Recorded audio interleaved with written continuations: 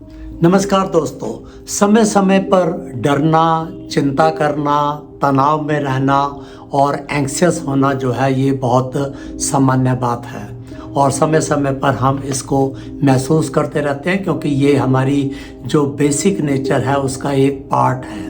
ये हमारी collective human collective psyche का में जो है ये डीपली एम्बेडेड है और यही वजह है कि ये जो है सामान्य तौर पर हम महसूस करते रहते हैं, बट प्रॉब्लम तब होती है जब ये चीज़ें एग्रावेट हो जाती हैं, जब स्ट्रेस जो है वो क्रोनिक स्ट्रेस में बदल जाता है, वरी जो है वो एंग्जाइटी में बदल जाती है और एंग्जाइटी जो है वो एंग्जाइटी डिसऑर्डर में बदल जाती है और तब जो है ये बहुत मुश्किल हो जाता है इन मेंटल कंडीशंस को नियंत्रित करना। और हमने जो है ये देखा है कि यदि आप स्ट्रेस की बात करें तो मेजॉरिटी लोग जो है वर्किंग प्लेस के अंदर वो स्ट्रेसफुल कंडीशंस में काम करते हैं। हमारी रिलेशनशिप्स, हमारे फाइनेंशियल मैटर्स, हमारी हेल्थ जो है वो स्ट्रेस क्रिएट करती रहती है और अधिकांश लोग जो है वो क्रोनिक स्ट्रेस के जो है वो शिकार हो जाते हैं। एंग्जाइटी और फियर ये दोनों जो है एक दूसरे से जो है वो क्लोजली रिलेटेड है। फियर है जब हम किसी खास वजह से हम डेंजर या थ्रेट महसूस करते हैं, उससे जो है हमें फियर होता है। जबकि एंग्जाइटी जो है वो एक जनरल, एक वेग, परसिस्टेंट टाइप का फियर है, इमेजिनरी जो है वो फियर है कि ऐसा हो जाएगा। सोशल फंक्शन में जो है वो आप नहीं जाते, आप जो है हाइट पे नहीं जाते, कई जो है लोग लिफ्ट पे नहीं चढ़ते, इसलिए क्योंकि उनको एक फियर है। हवाई जहाज में जो है वो सफ़र नहीं करते। तो इस तरह की फीलिंग जो है वो जो है एंग्जाइटी डिसऑर्डर के अंदर जो है वो हो जाती है। तो ये जो वरी करना, डरना, स्ट्रेस में रहना और जो है एंग्शियस होना, एंग्जाइटी होना, इनका सबका संबंध जो है हमारे ब्रेन का एक पार्ट है अमेगडाला, जो ब्रेन के बेस के पर जो है वो दो एलिमेंट शेप जो है ये ऑर्गन्स हैं, जो कि ये डर जो है और चिंता सभी चीज़ें जो है यहीं से पैदा होती हैं। इसको इमोशनल सेंटर भी कहते हैं, फियर सेंटर भी कहते हैं, क्योंकि यहीं से जो है ये सारे नेगेटिव इमोशंस जो है वो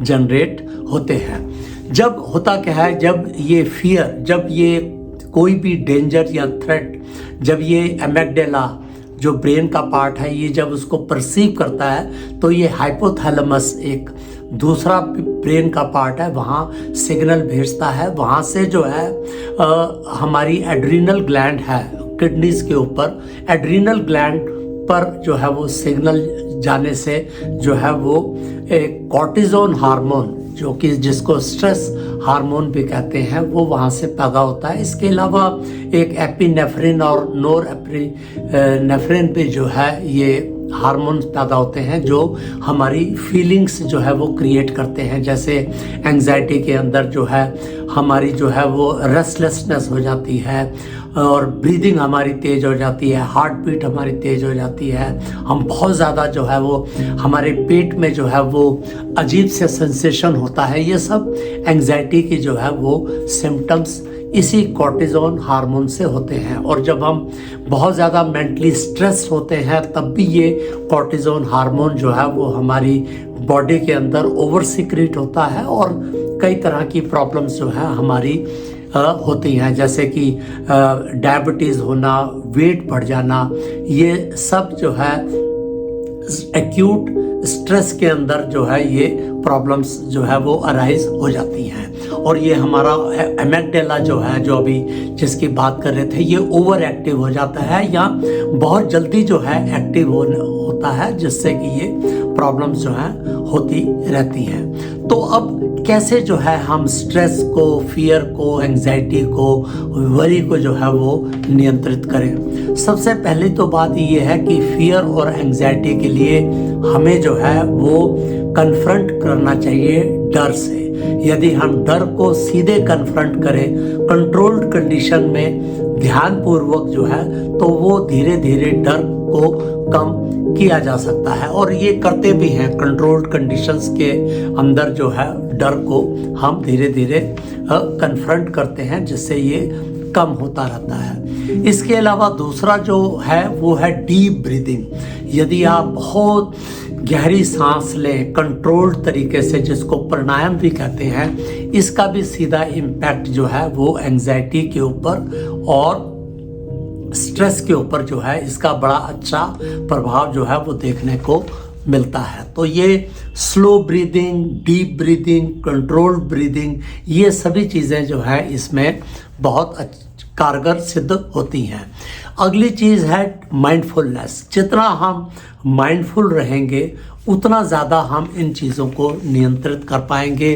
प्रेजेंट में रहें, चीज़ों को ऑब्जर्व करें नॉन जजमेंटल तरीके से, और हम पास्ट प्रेजेंट मतलब प्रेजेंट में ही रहें, बजाय कि हम पास्ट और जो है वो फ्यूचर के अंदर जाके हम चीज़ों को ज़्यादा जो है वो सोचें। यदि हम अपना टेम्परामेंट इस तरीके से हम चेंज करें और साथ में हम ये स्टेप्स लेते रहें, तो ये चिंता, डर, स्ट्रेस और एंजाइटी, इन सब चीज़ों को हम काफ़ी हद तक नियंत्रित कर सकते हैं। धन्यवाद।